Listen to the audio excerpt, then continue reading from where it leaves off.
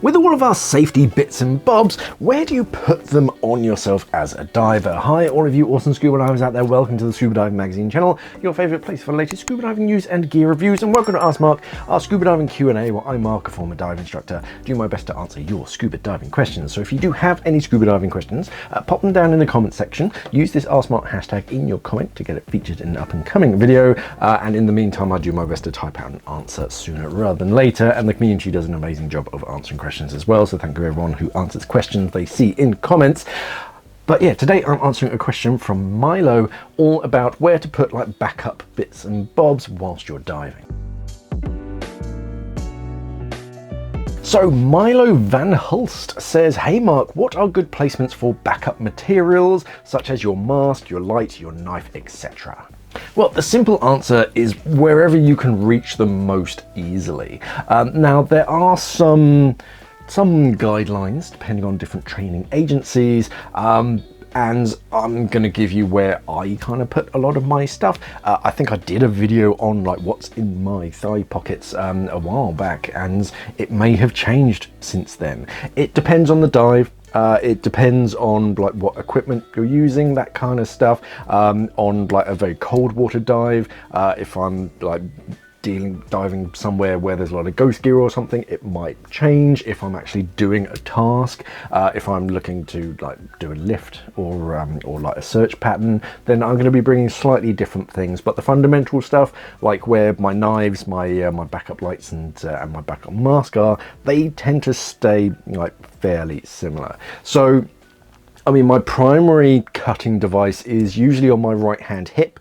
That lives on my waistband to my BCD. It's just a simple knife here. I won't get it out because there's something else attached. It's just a very simple knife. It helps to tuck my my long hose in, and you can usually reach it with both hands fairly unencumbered. It's quite an easy place. I have a backup line cutter that lives on my computer strap, so that's on my wrist. Again, something that I can usually reach obviously with one hand because it's on the other one. And I also keep, if we're looking at thigh pockets, I keep a spare cutting device on my right hand side. When we're looking at thigh pockets, I try to keep my emergency stuff on my right hand side because I'm right-handed. So in an emergency, if I need to deal with something, it's the easiest for me to reach because it's my dominant hand. So on the outside, I have my backup dive knife.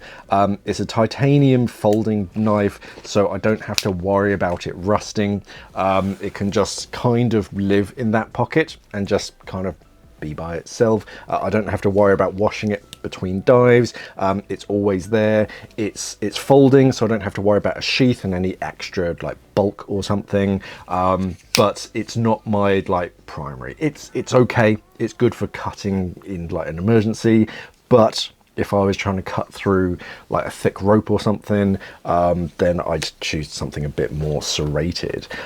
Also, in this like outset, I have from Dive Devil. They make these like metal plates with your emergency contact details on, so that's quite handy. Just in the unlikely event that I should be discovered unresponsive, at least they have my information. I also have a signaling mirror and a whistle all kind of wrapped up together so they don't like rattle around, and that's on a like a long line so that it's still attached to that anchor point in the pocket, but if I fumble it for whatever reason, it's not going to go too far. That's about it in the outside pocket. I also have, in the main pocket itself, I have my backup mask. So have had to use this in previous dives where someone's mask had failed them, and in a couple of different ways on a few dives. One, the lens literally dropped out of their mask during the dive. God knows how that happened. Another one, it was a student and they were doing mask removal and replacement. They pulled on the strap too tight and they literally pulled the strap out of their mask. It happens. things happen, people lose their masks, so it's nice to have that available. I just put a decent sized chunky O-ring attached on one side, and that way you can clip it off to a double ender, and that way it's secure so it doesn't go too far, but you can access it quite readily. And a backup spool as well is always handy, just in case you do fumble things in the water, especially with gloves, so it's nice to have a backup spool, so you can all sorts. You can use it as a john line, attach it to an anchor line if there's a lot of current. You can attach it to your buddy if there's really poor visibility. There's lots of things that you can do with a backup spool. On my right hand side, it's usually like stuff that I'm using on that particular dive, so my like DSMB and spool usually live in there, but yeah, if I need like a spanner or a wrench whilst I'm in the water, it'll go on my left hand side, so that I can keep the like emergency stuff on the right hand side and the like general stuff that I'm expecting to use on that dive on the left hand side. I can't remember if there's much. I've got more like emergency contact details.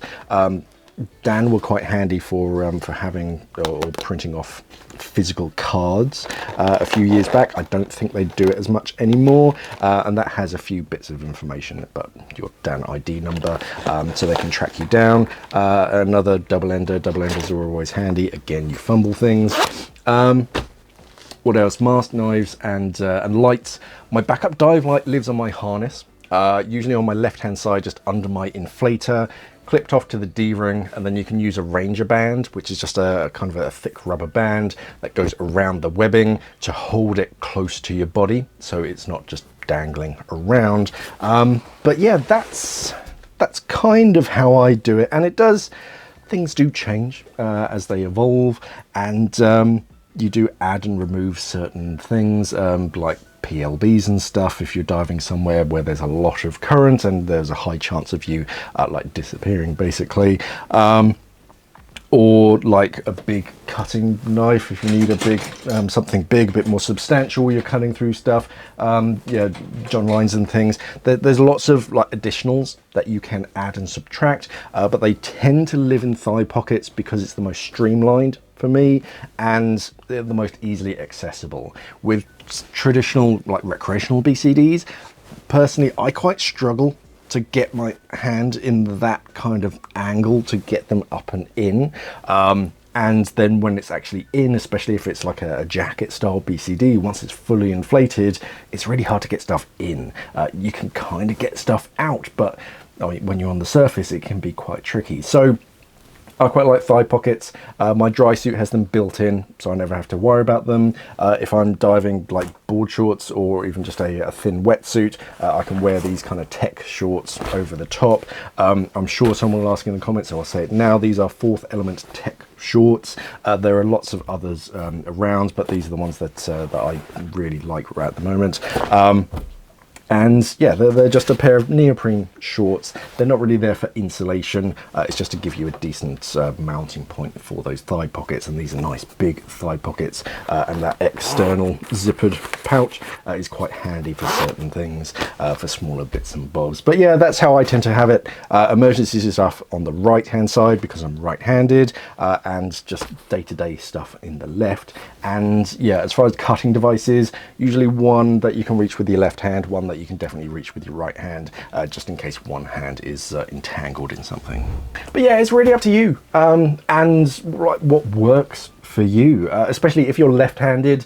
You might swap those pockets over. I know there is that kind of standard that, yeah, emergency stuff on the right hand side, but hey, if it works for you, and as long as your buddy knows, oh hey, actually I keep my backup mask in my left hand pocket, whatever it is, you can run through that with your diving buddy. But yeah, especially cutting devices, somewhere that you can reach with either hand, just in case one is like out of commission for whatever reason. If your hand or your dive computer or something is like entangled up in something, you don't want to be bringing that closer to get your backup dive knife, so something that you can reach with your other hand is quite convenient. And lights, yeah, I typically have a backup on my left hand side.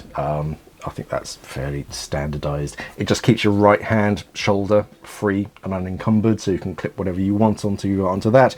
And they're quite small and like streamlined nowadays, so it fits under your inflator and you don't have to think about it too much. But yeah, thigh pockets are definitely the way forwards. As soon as I started diving a dry suit with them, never again will I dive without thigh pockets. They're just so much more convenient, much more easy to reach, and yeah, just streamlined.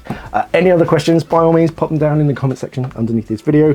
Use this @smart hashtag to get it featured in an up and coming video, as well as any other comments, questions, queries, corrections. By all means pop them down in the comment section. Don't forget to like, share, subscribe, do all that good social media stuff. Thank you for watching, everybody, and of course, safe diving.